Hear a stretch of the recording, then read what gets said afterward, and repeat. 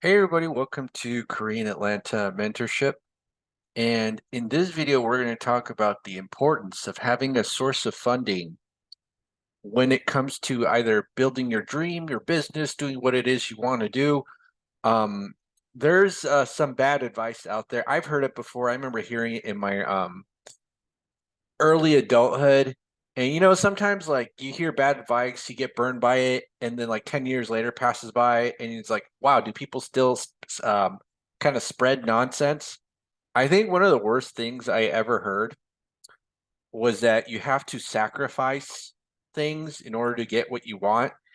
And I truly don't believe that. Like I believe that yeah, you got to work a little bit harder, maybe like 10% harder than you normally would, but I would never, let's say, give up everything, quit my job, work 14-hour days for my job.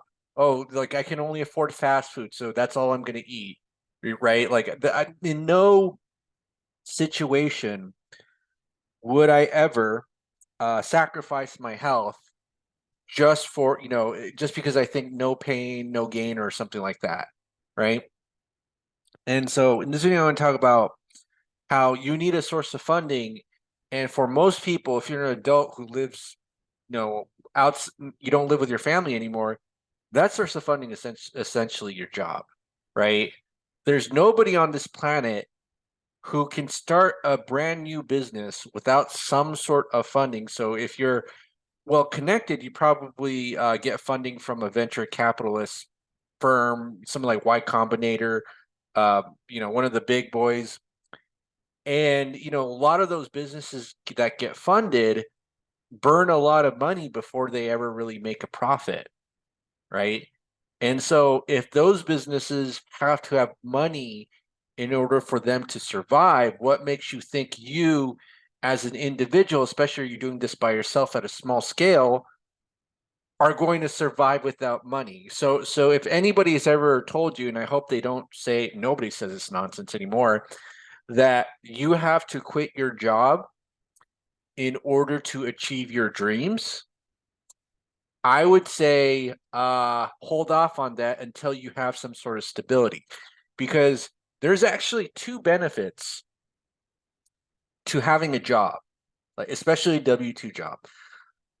And I had no idea, when I became an adult, what the difference between W-2, self-employed, 1099 was.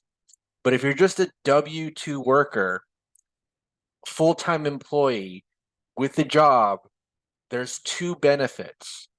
Number one is stability. Now, if you work one of those crappy jobs like retail or fast food where they give you like odd hours every single week and they change your schedule every single week, you got to quit that and find something else, right?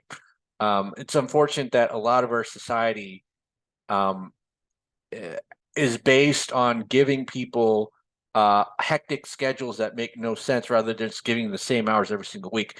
But I'm talking about the ideal job, and there's ideal jobs and unideal jobs. But if you're looking to quit your job, don't do it yet because you're going to have some stability, right? The second thing is that you can borrow money. So so if you quit your job today because you want to be a real estate investor and you essentially become self-employed, lots of banks and lending institutions do not like that, right? So let's say I work as a doctor and I'm thinking I'm going to be a full-time real estate investor, so I'm going to quit my doctor job, which is insane. And you probably would never do that because all the training and education, all that med school education for many, many years you have to go through. So you obviously wouldn't do that. But someone might be tempted if they're like a manager at like a retail store to do that just because it probably sucks, right? The moment that you quit your W-2 job, well, not the moment, maybe like a month after, nobody will really care. But when you tell the lender that you're not a W-2 employee anymore, they don't want to lend you money because they see you as a risk, right? So anybody who's self-employed, who does not work for other people, they see as a lending risk. And so if you need like a loan for a real estate investment, um, and it depends, right? I understand like there's hard money, there's DSCR loans that don't really look at you. I get that, right? But I'm just saying in general, if you have a W-2 job, it's much easier to borrow money, right? So everything has a pro and a con. And so that's why I'm saying that when you get into something new, it's okay to get your feet a little bit wet. I mean, so we can, if you're a real estate investor, learn about the basics first before, doing this giant deal. Do a couple of, small deals first before you decide to quit. Right. And that's why I'm saying, you really shouldn't quit your job until your new business or your new venture is ready for you to lead for you. So that because let's say I make $100,000 salary, but if I actually focus on my business and quit my job, I'll make $300,000. Then maybe in that situation, I would think about quitting my job. But if I'm in startup mode and I'm not making any money for like the first 6 months, and you quit your job, then what are you going to do for that first 6 months? Like, struggle and, ruin your credit and not pay your bills. So you need that stability. And if you're a real estate investor, having that W-2 job is great for borrowing money and getting credit cards, credit lines. And again, this is a generalization, so it depends on your personal situation. But having a W-2 job is pretty great in the beginning. And then there's going to be a time, and who knows, you may want to work your W-2 job for the rest of your life, right? There's nothing wrong with that. But in the beginning, you have to have like a source of stability.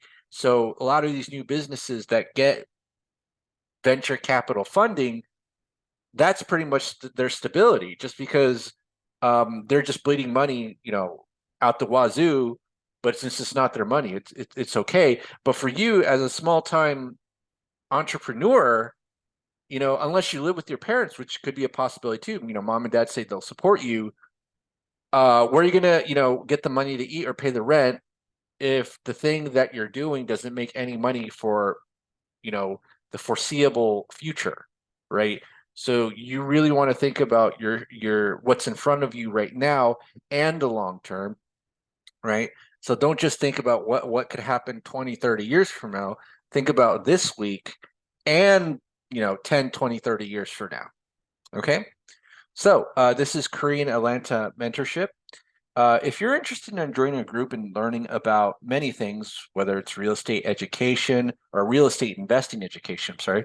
So real estate investing education, leadership, a bunch of other things, go ahead and click the link below to the Google form, or you could email us by going to the About section of our YouTube page. If you have any questions, feel free to leave them in the chat box or the comment box below, and we will see you next time.